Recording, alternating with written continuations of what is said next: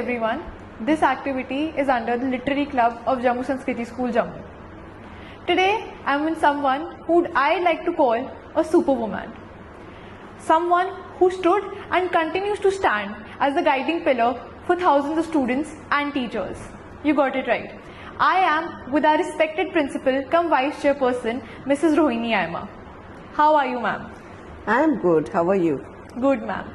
Thank you. Today, we are going to get an insight about how she manages to be perfect in every role of her life. Let us start from square one. Ma'am, before you got into the very field of education, what do you think how your childhood has reflected and how your youth has reflected the person you are today? Namaskar. First of all, thank you for having me here. See, as a child, I must say that we were three sisters, and being the eldest one in the family, and I lost my mother when I was just in class 7, and my father has reared me up along with him wherever he went on the posting, and my other two siblings were with my Taiji and Tayaji, who has been a great support for us in the childhood. But yes, in my journey as a student, there were many teachers who really inspired me at that time, because there was no social media that time, there were no online classes that time, but the teachers we got at that time were so sincere. Even if we wanted some help, say in the evenings or late hours also, they were available for us at that time also.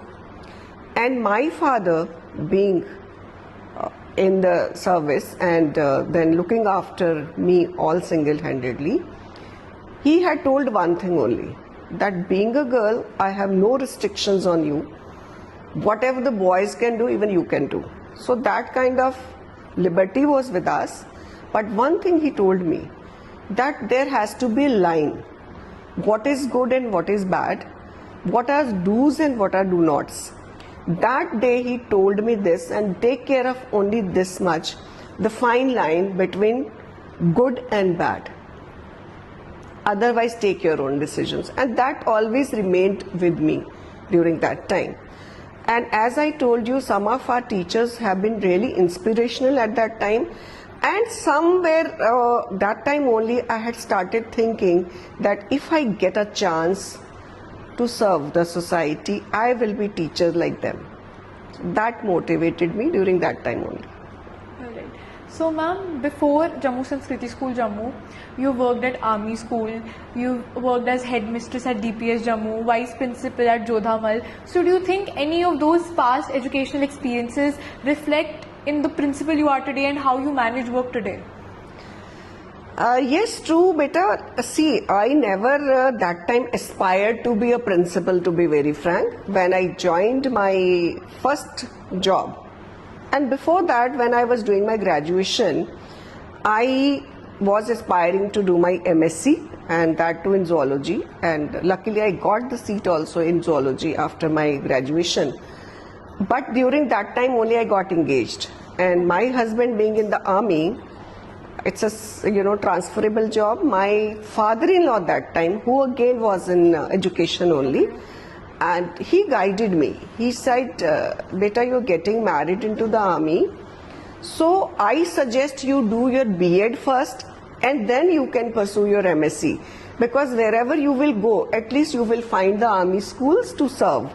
And since you want to be a teacher, it is good that you pursue your B.Ed first, because that is one professional qualification to be the teacher." So I agreed to his suggestion, and I am thankful to him that time that he guided me for that. I did my B.Ed first. That time it used to be a regular B.Ed in Jammu. I appeared for the entrance and did my B.Ed. And the first posting after I got married was Jodhpur station in Rajasthan, and as I landed there, I think within 10 days I got a job of a teacher.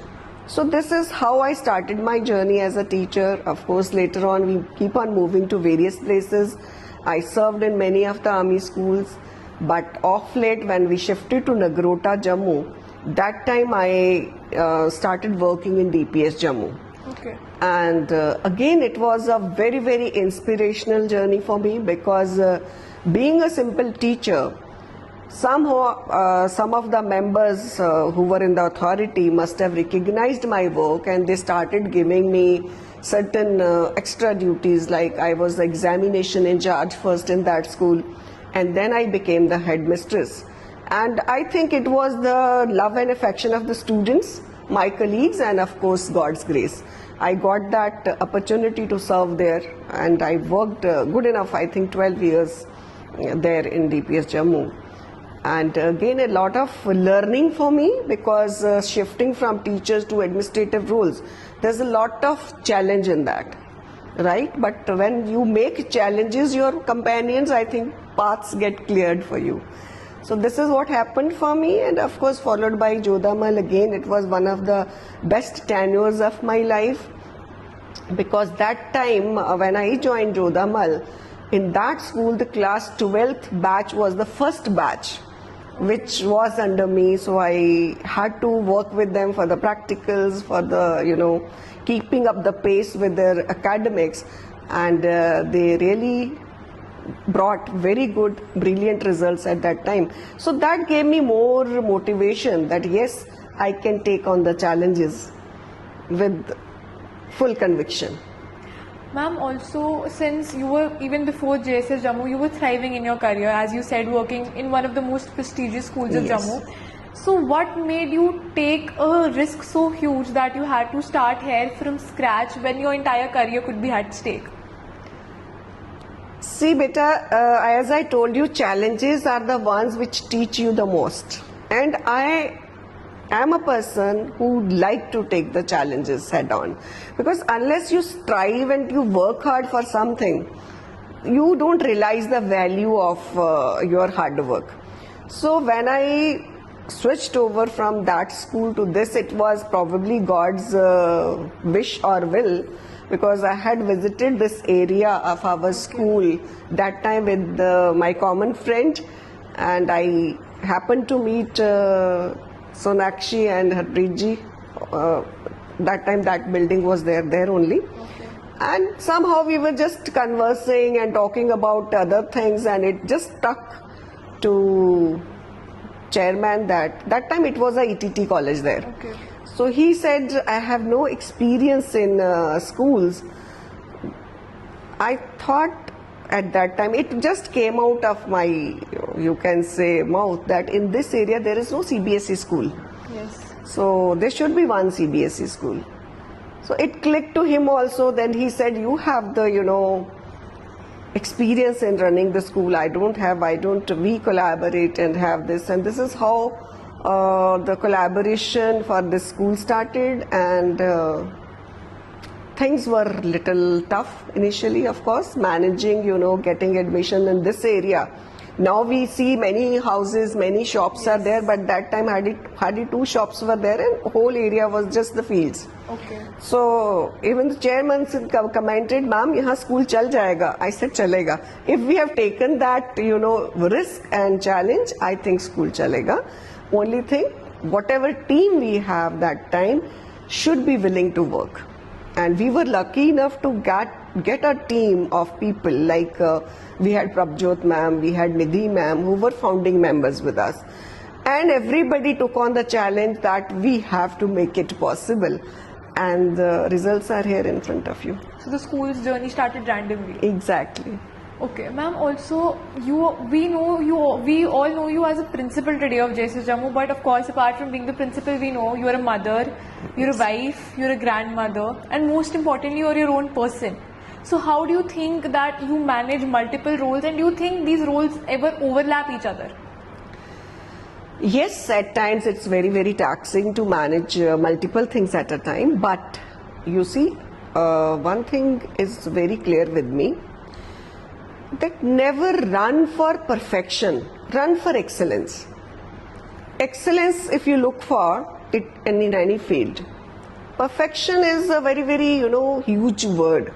If we talk about perfection, till date I could not understand the meaning of perfection. Unrealistic. But, yeah, for me it is unrealistic. But excellence, yes. One should run for excellence. And if you decide on something and if you prioritize your work, like if I am a mother, I know that it's my duty to look after my children also. As a wife also, my husband has been very, very supportive in my journey of this teaching, learning, because he is the one who really believed me. And it were my in-laws, I told you earlier also, he's the one who pushed me into B.Ed to do and join the teaching profession. So being a very, helpful family, being a very supportive husband, and now the grown-up children who really feel happy and they also support me in my endeavors. Back at home, we all work together. It's not only me who's doing all household chores. My husband has been sharing the burden. My children have been sharing the burden. So I think it is equity at home. And equity in the school also, because people whom with I work, whether it's the management who's very magnanimous, whether I have my area heads, coordinators, my teaching fraternity, they have been learners. And they have always been vocal about that we want to learn and we want to excel. And that is one thing which really works for everyone, I feel. That if you are a learner at every stage, things work for you. So this is what has worked for me. My children, my husband, my in-laws, my teaching fraternity, all have been collaborated and they are paying, their attention to each small details to bring up this organization to the level of excellence. Ma'am, as you said, working with everybody together, but still, considering that you are at such a high designation, so it comes with its own price. So often when people, maybe the faculty, the teachers, if they fail to see you for who you actually are and maybe misunderstand you, and of course, you're not on that level, so how do you manage, dealing with it? Again, as a child, I also must tell you that failures are stepping stones for us. Yes, I am a human being. I am not perfect. I also make mistakes, but I learn from my mistakes. And I am open to the suggestions, even from the children or from the teachers, anybody for that matter. And when we plan something, take a decision for the school, it is a shared responsibility. We take everybody on board and discuss the idea, what is workable for us and what is not workable. What is workable, we stress more upon that rather than non-workable ideas. So all this put together, it really works. But yes, at times you have sleepless nights also, that tomorrow we have something for which we are not prepared. It comes at times, But yes, if I know that we have put the things in place where we need the human resource, where we need the infra resource, where we need help from other stakeholders, if we put them, in place, pre-planning for that. Pre-planning is important.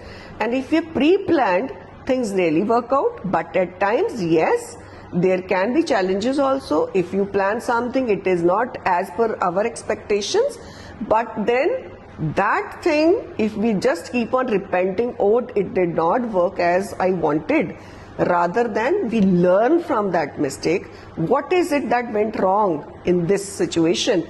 We should learn from there, and next time we should try to work out so that that particular problem is not repeated. So when such a mishap or failure occurs, do you ever feel like amongst this chaos, like you should just give up and restart your life, rebuild and leave this field? If yes, how do you manage and overcome that feeling? See, giving up is the easiest thing, right? But as I told you, I love challenges, I love taking risks. I never give up on anything very easily, because I have understood one thing: human being, what God has created, can do anything and everything if you have the determination for that. So you should have compassion for your job, which I have. You should have empathy towards your, all stakeholders who are working with you. And if you have compassion, if you have empathy, if you are honest and dedicated to your work, things fall in place for us. Ma'am, also you have so many people to cater to, so many responsibilities to play. So amongst this, do you ever find time for yourself as an individual? Yes, I do find time for myself, because if I won't find time for myself, my, mental health and physical health will deteriorate. So for any human being, in whatever field you are, whether you are a sports person, you are in corporate, you are in any services, one must find place and time for yourself to relax and to rejuvenate. And I believe that when I have the holidays especially, I make it a point to, do whatever I like the most and rejuvenate myself so that I'm prepared to take on the next challenge. Okay, ma'am, also apart from academics, what are the ideal qualities that you think a student, according to you, must have? Like being academically good is a separate thing, but apart from that is an ideal human being who's about to grow into a responsible citizen. So what do you think should be the qualities inculcated, and how do you ensure that on your behalf? See, beta, in today's time, as I told you earlier, it's a digital era. Somewhere we find there's a lot of shift from those times and this time, and that shift is in the value education. Yes. Most of the children in today's times are lacking the values which the family traditional values were there, are certain universal values and skills which are required to lead a happy and fulfilling life. So it is very important for the students to work on the values, and that is equally important for the parents. As a school, it is our responsibility to collaborate with the parents and insist upon the family's values that are there, to inculcate those in the children also. Because it's not only school who will work on this and children will be, holistic youth. No. It's collaboration between the parents and the school, where we need to collaborate and think for the betterment of the child, give them certain values which will stand throughout their life. And second thing is important. As I always say, scores are important in academics, no doubt about it. But before scores, if we know ourselves, we are aware about ourselves, we know what we want to do in life, self-awareness which we call, and self-awareness with empathy, with compassion, with dedication, if we have that, anything will be possible for us to achieve. Even if we are not very good in academics, but we may be good in sports, we may be good in music, but that focus, the empathy, the compassion has to be there. If that is missing, then even if you score 99% in academics, you can't be happy in life, because you will be at certain stage unhappy without having some empathy for the others. Because life is not only individually we lead, life we live in a society, and in a society, to live happily, we need to have that empathy and compassion, where we need to share and care with each other. And being today's times, we need to be global citizens. And for being a global citizen, first I always tell the teachers also, curtail some 5 minutes of your teaching time and give some kind of, empathetic, some kind of talk from where the children learn certain values, so that to make them first good human being. If the child or any person who's a good human being can always do well in any field of life. Right. So ma'am, in the future, when the corridor of JSS echo with success stories of the alumni or the students who have passed out, what do you want them to remember the most about the woman, that is you, who stood behind this journey? It's not only me as a woman. I would, expect that all the women who are into their lives, it can be their mothers, it can be their grandparents, it can be their teachers, it can be their fellow peers also. Any women in life, they need to respect the women. And then equity and equality will come only when we share the responsibilities. Yes. And I expect that, of course, they have been very, very good, and I am hopeful that they do well in wherever they go in life too. And I expect them to keep connected with the roots of the school and keep coming whenever they come to Jammu and share their experiences with our younger lot who is in the school right now. So ma'am, we know you as a principal who's usually, constrained to her own work, formal, but are you the same kind of person at home like the way you are at school, and how is it different? See, I generally love to explore, beta. I am not just contained in my office. You Yes, must have seen me. I love to interact with the children. I love to interact with the teachers. And most importantly, I love to be in pre-primary wing where I sit with them even on the dari, and I like to share even the tiffin with them at times. So that gives me a lot of happiness. And at home also, of course, with the daily chores, with our going back home after the work is there, you relax for some time, and then it is important to interact with the family members also. Yes. You have to find time, maybe it's a dinner table at times, or maybe evening tea, we sit together and we do share the pleasantries. And one thing is there, during the working days at times at home, we say that let's avoid some, sad part of talking. We should do some pleasant part of talking. Yes, unless it is very, very important to talk about it. So ma'am, across your journey, since we unfortunately live in a patriarchal society, have you ever faced obstacles where you've been told that you cannot excel in your career as a woman, or where you faced male superiority? Yes, as I told you, when we were young, and my father was very liberal with me, and he used to tell us that you can do anything, whatever the males can do. Yes. But still, at family level, people were liberal, but when we used to go out, and if you say I was wearing a skirt only or trousers during that time, the people around, maybe in that mohalla or streets, they used to say, oh, dekho in girls ko, they are wearing the skirts, they are roaming around in skirts and all that. So such kind of things have been there. But again, I told you, if my family did not have any problem, we did not bother what others are saying. If I have the conviction that I am not doing something wrong, then I think one should listen to it, but it's okay. Take it in your stride. And the same in the educational field, since you've entered, have you ever seen the male people in the same field share these kind of thoughts with you about this patriarchal superiority? Not exactly. Okay. I've been lucky that way. Okay. People have been supportive, and whosoever male staff I worked with, many principals I worked when I was a teacher, they were supportive enough and cooperative also. Because it's a journey, in today's time we can't differentiate, we can't have gender bias amongst us. Of course our society will take a lot of time still.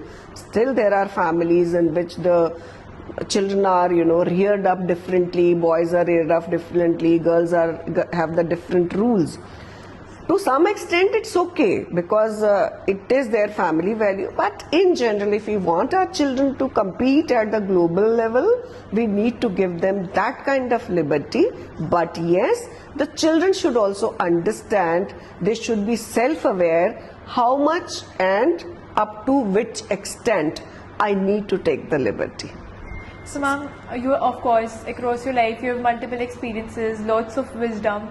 So has there been any specific incident which served as a turning point in your life? Maybe that initiated a change of perception, or maybe the change of lifestyle. Any specific incident that you think has been a turning point in your life? See, when I was a simple teacher, the things I learned from children. Okay, there were many children who could come out with something, some ideas, some kind of wisdom that really used to touch my heart. And I used to say, oh, in our times, I being a child, I could never think on those lines.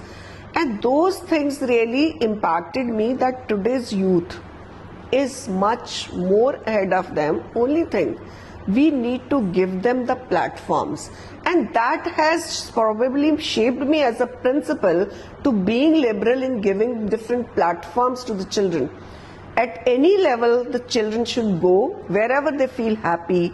We need to give them the platform. It's not for me to win or get some prize, but for me important is to take the platform, face the audience, take the challenge, go and represent.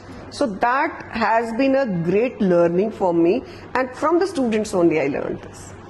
So ma'am, as we've commonly heard that educational field, especially institutions so big, they are not free of inter-institution fights in politics. So how do you make sure that your school is focused on cooperation, teamwork, and stays away from all these inter-institutional politics?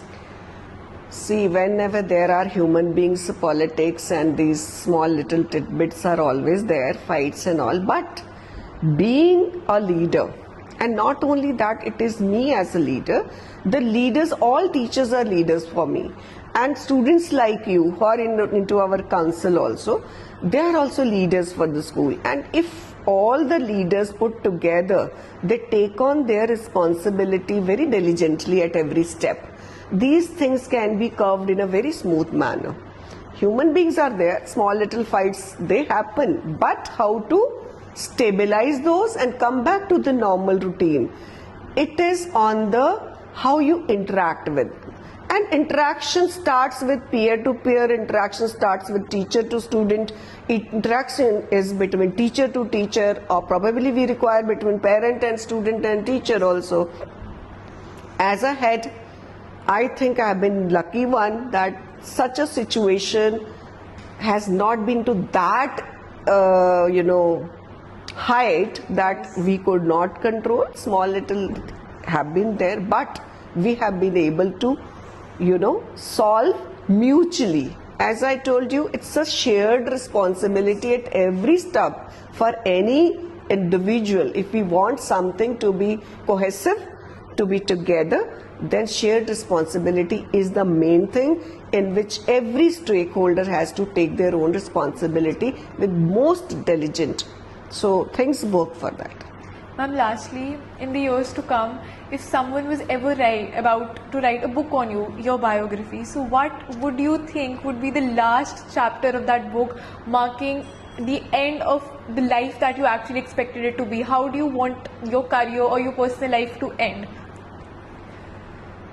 See, being a teacher, loving to be with the students, I want that in the last chapter of my life also, I should be surrounded with my students, and of course the children I will see that time also should be good human beings around me. That's it.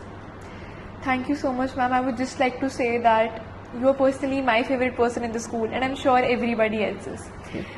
Often you might yourself underestimate yourself, and sometimes people might misunderstand you, but throughout every phase of a life, I think especially students, you have stood there to guide us where most get lost. So we are forever grateful and thankful to you. We'll forever be respectful for the school life that you have provided us, even when we'll be called the ex-students of JSS. Thank you so much, ma'am. Thank you for your wonderful words, and I wish you all the luck in your coming years of studentship, as well as a grown-up person in any field you work for. Always look for empathy in others, and you also be empathetic towards everyone. Thank you so much.